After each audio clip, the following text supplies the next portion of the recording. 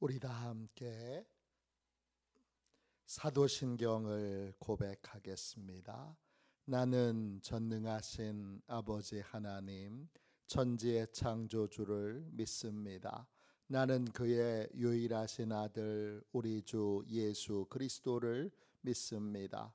그는 성령으로 잉태되어 동정녀 마리아에게서 나시고 본디오 빌라도에게 고난을 받아 십자가에 못 박혀 죽으시고 장사된 지 사흘 만에 죽은 자 가운데서 다시 살아나셨으며 하늘에 오르시어 전능하신 아버지 하나님 우편에 앉아 계시다가 거기로부터 살아있는 자와 죽은 자를 심판하러 오십니다. 나는 성령을 믿으며 거룩한 공교회와 성도의 교제와 죄를 용서받는 것과 몸의 부활과 영생을 믿습니다. 아멘. 우리 함께 찬양하겠습니다.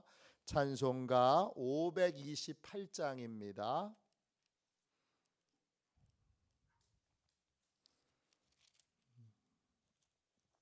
찬송가 528장 함께 찬양하겠습니다.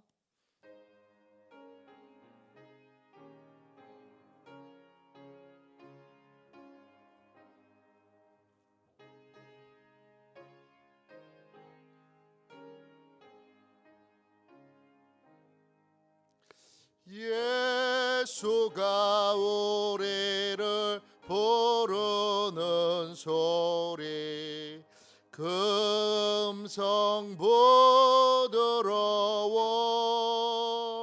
문 앞에 나와서 사면을 보며 우리를 기다리네. 오라 오라 방황치 말고 오라 죄 있는 자들아 이리로 오라 주 예수 앞에 오라 간절히 오라고 부르실 때에 우리는 지체하랴 주님의 은혜를 왜 아니 받고 못 들은 채 하려나. 오라 오라 방황치 말고 오라 죄 있는 자들아 이리로 오라 주 예수 앞에 오라.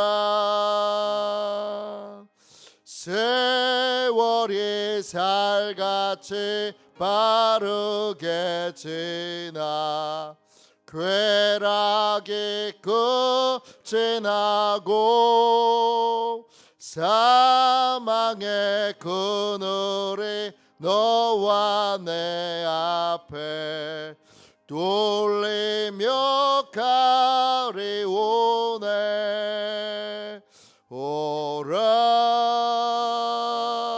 오라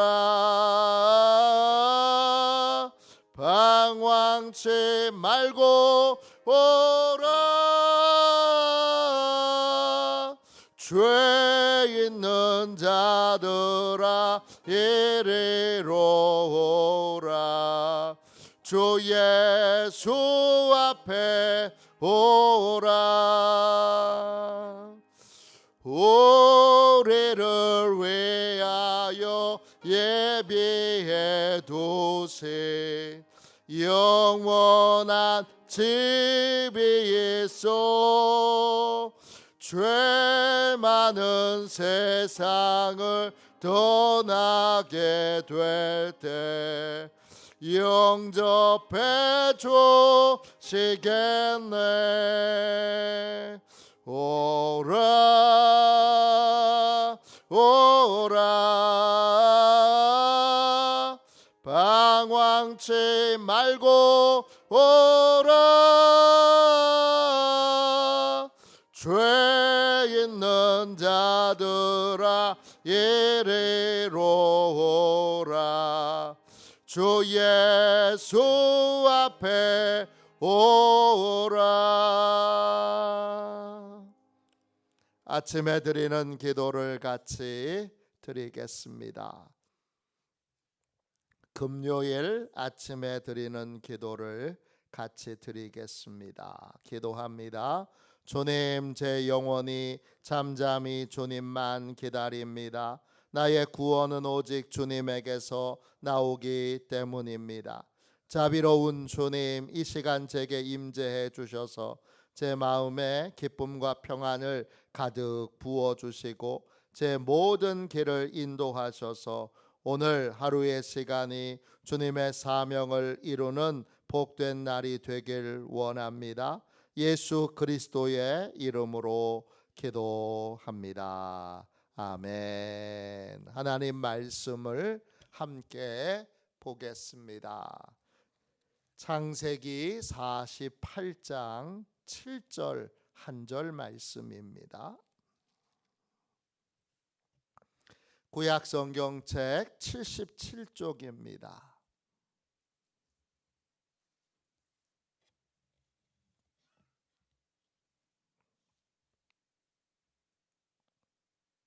(7절) 말씀을 같은 목소리로 함께 읽겠습니다. 같이 읽습니다. 내게 대하여는 내가 이전에 밧단에서 올 때에 라헬이 나를 따르는 도중 가나안 땅에서 죽었는데 그곳은 에브랏까지 길이 아직도 먼 곳이라. 내가 거기서 그를 에브랏 길에 장사하였느니라. 에브랏은 곧 베들레헴이라. 아멘. 주님의 말씀입니다. 감사함으로 하나님의 말씀을 우리의 온 심령에 받았습니다. 하나님의 섭리를 인정하고 존중하는 믿음의 사람, 하나님의 섭리를 인정하고 존중하는 믿음의 사람, 이런 제목으로 같이 은혜 나누겠습니다. 어떻게 하면 우리 가정을 믿음의 가정으로 세울 것인가? 창세기에 나오는 여러 가정들이 어떻게 믿음의 가정으로 세워졌는지 원리를 배우고 있습니다. 오늘 본문 7절은 믿음의 가정을 세우는 원리라는 큰 주제가 아니라면 제가 이렇게 이 본문을 오랫동안 매달려 묵상하지 않았을 것입니다. 하나님의 특별한 섭리입니다. 오늘 말씀 7절을 보세요. 6절과 7절은 좀 연결이 안 됩니다. 야곱은 요셉에게 장자의 축복을 주겠다고 말하고 나서 갑자기 요셉의 어머니의 죽음 이야기를 꺼냅니다. 왜 갑자기? 뜬금없이 요셉의 어머니의 죽음에 관한 이야기를 꺼낸 것입니까? 여기에 특별한 이유가 있습니다. 우리 인생의 모든 사건과 모든 상황의 배후에는 하나님이 계십니다. 여러분 이것을 믿으시죠? 네, 여러분이 믿으시는 줄 압니다. 모든 사건의 배후에 하나님의 섭리가 있습니다. 내가 원하는 것과 하나님이 결정하신 것이 다를 수 있습니다. 그런 거 경험해 보셨나요? 나는 내가 원하는 거 간절한 게 이건데 하나님이 내 인생에 다른 것을 결정하신 적이 있나요? 저도 많이 있습니다. 저 교회 개척을 한 번도 생각해 보지 않았는데 하나님이 어느 날 갑자기 교회를 개척하도록 몰아가시는데 정말 정신없이 하나님의 몰아가심으로 교회를 개척했습니다. 한 번도 계획해 본 적이 없는 일입니다. 그 외에도 많은 일들이 제가 계획했던 것과 다르게 이루어진 일들이 많습니다. 그 일들 대부분을 돌이켜보면 그건 결국 좋은 일이었습니다. 오늘 여러분 7절을 다시 보면 야곱이 정말 사랑했던 여자는 라헬입니다. 그건 의심할 수 없습니다. 죽는 그 순간까지 야곱은 라헬의 무덤이 어디에 있는지 그 위치를 정확하게 압니다. 라헬은 무덤이 지금도 있습니다. 저희가 성지순례를 가서 라헬의 무덤까지는 가지 않지만 지금도 라헬의 무덤은 베들레헴 입구 바로 앞에 있어서 그래서 아이를 낳지 못하는 여인들이 기도하는 자리로, 그것은 성스러운 유적지로 그렇게 사람들에게 많이 찾아가는 유적지 중에 하나입니다. 지금은 안타깝게도 그 지역이 무슬림 지역이어서 모스크 안에 있습니다. 이 라헬의 무덤의 위치를 야곱이 정확하게 알 만큼 야곱이 정말 사랑했던 여자는 라헬입니다. 그런데 외삼촌 라반의 의도가 무엇이든지 간에 그게 욕심 때문이었든지 아니면 다른 이유 때문이었든지 첫 번째 부인은 라헬이 아니라 라헬의 언니인 레아가 되었습니다. 정말 사랑했던 여자는 라헬이지만 첫 번째 부인은 레아가 되었습니다.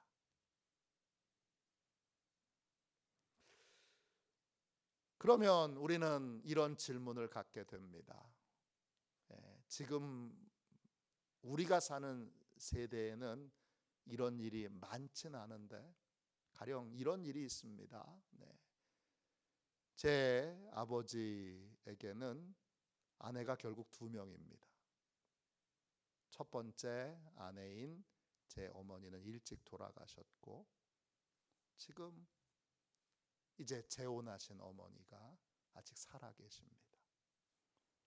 그러면 뭐가 문제냐, 뭐가 중요한 이슈가 되느냐 하면 어머니가 돌아가시면 그러면 아버지 무덤이 있습니다. 제 아버지까지는 매장을 했습니다.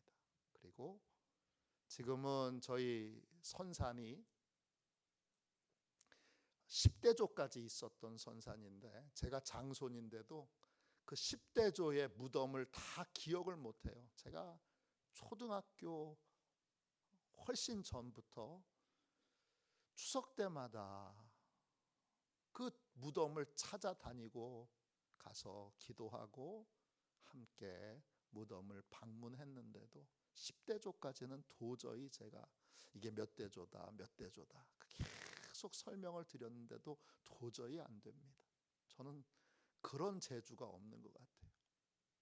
그래서 가족들하고 상의해서 무덤을 다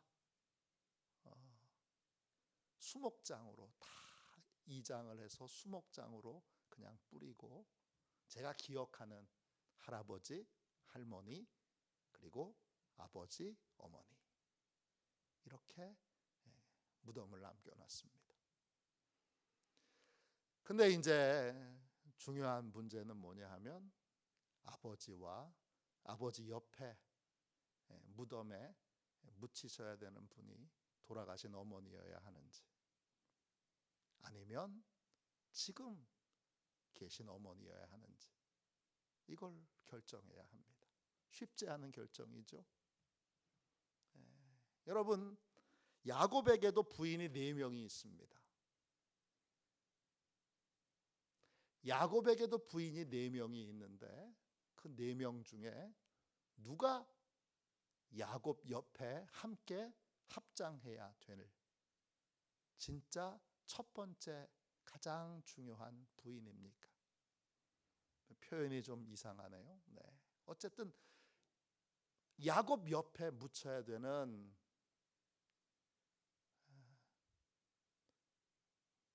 첫 번째 정실 부인은 누굽니까? 야곱이 제일 사랑했던 여자는 라헬이지만, 하나님의 섭리 가운데 첫 번째 부인으로 하나님이 택하신 분은 레아였습니다. 그래서 여러분, 그 무덤에 누가 묻히느냐, 이 공식적인 가족 무덤이 있습니다. 막벨라 굴입니다. 막벨라 굴에는 아브라함과 사라가 묻혀 있습니다. 이삭과 리브가가 묻혀 있습니다. 그리고 야곱과 누가 묻힐까요? 레아가 묻힙니다. 레아는 이때까지 살아있고, 그리고 창세기 49장 끝에 가면 레아의 죽음이 나옵니다.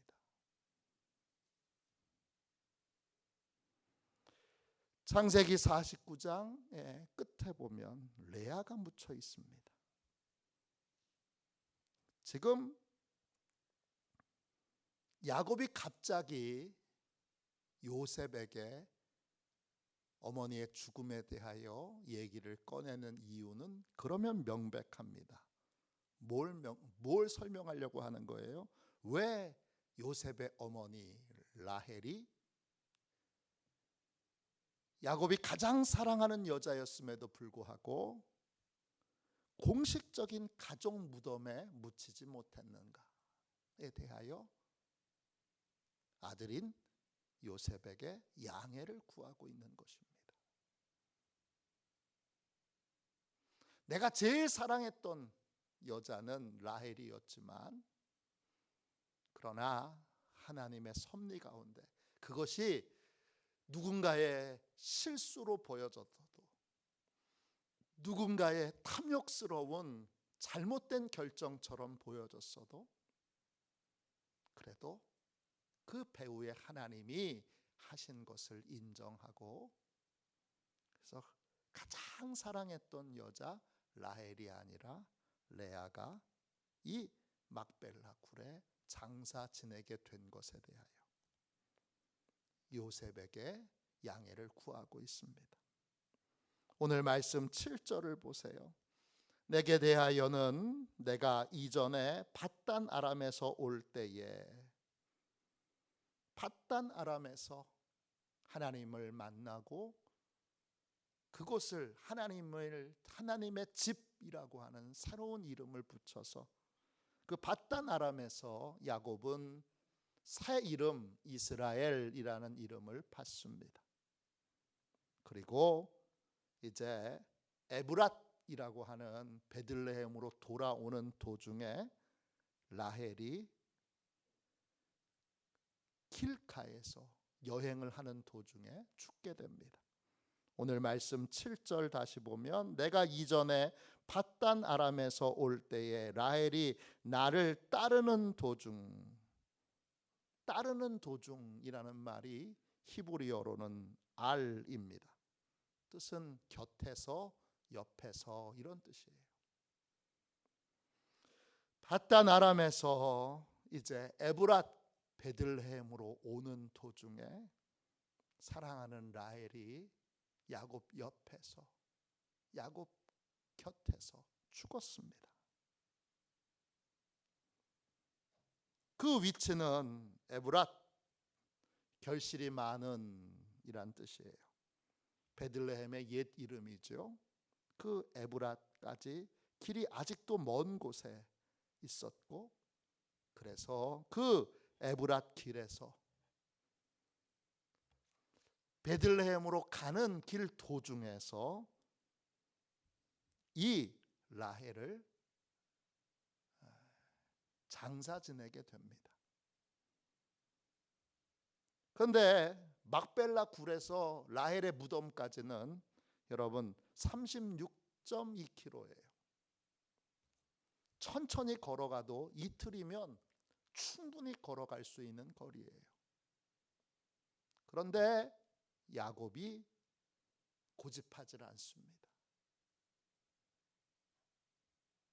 라헬을 막벨라 굴에, 내가 제일 사랑하는 여자니까, 내가 제일 아끼던 그러한 사람이니까 내가 막벨라 굴에 가서 장사 지내야 돼, 이렇게 자기의 사랑의 마음으로, 자기의 열정으로 그걸 고집하지 않습니다. 36.2km면 여러분 고집할 만합니다. 이틀이면 되는데. 그런데 고집하지 않고 거기서 장례를 치릅니다. 왜 그렇죠? 실수로 여겨졌던, 그리고 그것 때문에 얼마나 외삼촌 라반을 원망하고 또 외삼촌 라반에 대하여 섭섭한 마음을 가졌습니까? 그럼에도 불구하고 그 모든 일들 배후에 하나님이 계신다는 걸 인정하고 레아를 자기의 첫 번째 부인으로 인정했기에, 하나님의 결정과 섭리를 인정했기 때문에 야곱은 가장 사랑하던 여자를 길가에 묻는 것에 대하여 주저하지 않고 결정을 합니다. 그리고 나서 오늘 본문에 나와 있는 것처럼 요셉은 하나님을 믿고 하나님의 모든 섭리를 인정하기에, 모든 일 배후에 하나님의 섭리가 있음을 인정하기에 이것을 설명해 주는 것입니다. 왜? 내 어머니, 내가 제일 사랑하던 여자를 가족 무덤에, 공식적인 가족 무덤에 묻히게 하지 못하고, 그리고 길가에 그렇게 장사를 지낼 수밖에 없었는지 그 이유를 설명합니다. 이유는 뭐지요? 나의 원하는 것보다 하나님의 결정이 더 중요하기 때문입니다. 모든 일 배후에 하나님의 섭리가 있고 야곱은 하나님의 섭리를 인정하고 존중하는 사람이기 때문입니다. 우리는 우리가 원하는 대로 되지 않은 때 그걸 상처라고 부릅니다. 그러나 하나님의 섭리에 눈을 뜨게 되면 상처는 상처가 아니고 하나님의 뜻이 되고 또 하나님의 은혜가 됩니다. 요셉도 형들에게 인신매매로 팔려갔던 걸 상처라고 부르지 않고 하나님의 섭리로 하나님이 나를, 우리 가족들 이 7년의 가뭄, 7년의 기근에서 구하고자 나를 먼저 보내셔서 준비하게 하셨다. 그렇게 하나님의 섭리에 눈 떠서 형들의 저지른 끔찍한 범죄와 죄악을 죄악으로 여기지 않고 하나님의 섭리 가운데 이루어진 일로, 하나님이 하신 일로 그렇게 인정함으로 용서하게 됩니다. 그 동일한 일이 7절에 이 깊은 내용이지요. 야곱이 아들에게 그 하나님의 섭리에 대하여 소개하고, 제일 사랑했지만 그러나 공식적인 가족 무덤에 이 사랑하는 여자를 함께 묻게 할 수 없었던 이유에 대하여 이렇게 설명하고 또 양해를 구합니다. 우리는 우리 인생에 일어나는 모든 일들에 대하여 내가 원하는 대로 되지 않았어, 여기서 생각이 멈춰서는 안 되고, 내가 원하는 대로 되지 않을 때에는 반대로 하나님의 섭리 가운데 하나님의 뜻대로 된다는 걸 인정하고, 때때로는 내가 원하는 것이 아무리 크고 또 내 마음의 소원이 크고 강렬할지라도 그걸 내려놓고 하나님의 결정과 배후에 있는 하나님의 섭리를 존중하여 받아들일 줄 아는 성숙한 믿음의 사람이 되어야 합니다. 오늘 이 7절 한 절에 있는 말씀으로 저도 오늘 새벽에 좀 일찍 나와서, 평소보다 조금 더 일찍 나와서 이 본문을 지나가려고 하는데, 어제부터 지나가려고 하는데 하나님 못 지나가게 하셔서 오늘 이것을 저도 이 새벽에 잘 깨닫고, 그리고는 하나님의 이 귀한 말씀에 담겨 있는 대로 나도 내가 원하는 대로 되지 않은 것에 대하여 이제는 원망하고 불평하고 또 그것에 대하여 상처라고 하는 이름을 붙이지 않고, 내가 원하는 대로 되지 않았던 모든 일들에 대하여 이제 하나님의 섭리가 그 가운데 개입되어 있음을 인정하고 하나님의 섭리를 인정하고 존중하는 사람이 되기로 저도 다시 한번 이 말씀 앞에서 결단했습니다. 저와 여러분 모두도 내가 원하는 대로 되지 않은 걸 다 상처로 여기지 말고 그 배후에 하나님의 섭리가 있음을 깨닫고 그 섭리에 눈뜨게 되면 상처는 더 이상 상처가 아니고 은혜가 된다는 걸 꼭 기억하고, 모든 내가 원하는 대로 되지 않은 상처들이 이제는 영원히 상처가 아니라 은혜가 되는 귀한 은총을 누리시기를 주님의 이름으로 축원합니다. 기도하겠습니다. 자비로우신 하나님, 놀라운 주의 은혜를 감사드립니다. 하나님 아버지께서 온 우주 만물의 지존이십니다. 하나님의 뜻대로 모든 것이 되고 하나님의 뜻대로 되지 않는 것은 하나도 없음을 믿습니다. 우리 인생에 주여 섭리에 눈뜨는 지혜를 주시고 우리가 입술로 믿고 고백한 대로 하나님의 통치자이신 걸 진짜 인정하고 내가 원하는 대로, 내가 바라는 대로 되지 않은 것에 대하여 상처라고 그렇게 이름 붙인 것에 대하여 오늘 바로 이 자리에서 이름을 바꾸게 하여 주셔서 내 뜻대로 안 되고 하나님의 섭리대로 되므로 그 가운데 이루어진 아름다운 은혜에 대하여 눈뜨고 감사하고 기뻐할 수 있는 저희 모두가 되게 하여 주옵소서.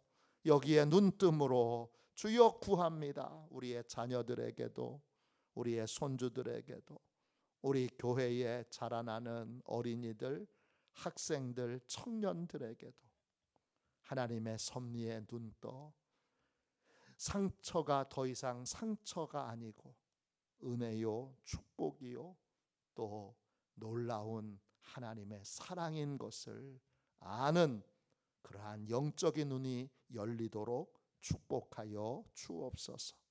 거룩하신 예수님의 이름으로 간절히 기도하옵나이다. 아멘. 주기도문 하겠습니다. 하늘에 계신 우리 아버지, 아버지의 이름을 거룩하게 하시며 아버지의 나라가 오게 하시며 아버지의 뜻이 하늘에서와 같이 땅에서도 이루어지게 하소서. 오늘 우리에게 일용할 양식을 주시고 우리가 우리에게 잘못한 사람을 용서하여 준 것 같이 우리 죄를 용서하여 주시고 우리를 시험에 빠지지 않게 하시고 악에서 구하소서. 나라와 권능과 영광이 영원히 아버지의 것입니다. 아멘. 우리 치유 능력을 위하여 같이 기도하겠습니다. 이 기도 드리고 오늘 말씀을 붙들고 우리 하나님 앞에 뜨겁게 기도하도록 하겠습니다. 우리 함께 기도합니다. 하나님 아버지, 이중구 목사님과 조지의 사모님에게 건강과 성령의 능력을 주옵소서. 목사님께 치유의 능력으로 기름 부으사 손을 얹을 때마다 치유하는 광선을 바라사 모든 성도가 치유를 받게 하옵소서. 목사님께 사단과 마귀를 물리치는 영적 권세를 주셨으니 사용할 때마다 기적이 일어나게 하옵소서. 목사님께 신유의 은사, 권위의 은사, 영분별의 은사, 기도의 은사를 풍성하게 주옵소서. 목사님의 기도를 통해 소경이 보며 안전뱅이가 걸으며 청각장애인이 들으며 암병들이 쏟아지며 에이즈 병균이 소멸하여 치유되며 악한 영들이 나가며 문둥이가 깨끗함을 받으며 갇힌 자들이 자유함을 얻는 기적과 이적과 표적의 역사가 나타나게 하옵소서. 아멘. 우리 두 손 들고 함께 주님 3번 부르짖어 간절히 하나님 앞에 기도하겠습니다. 기도합니다. 주여, 주여.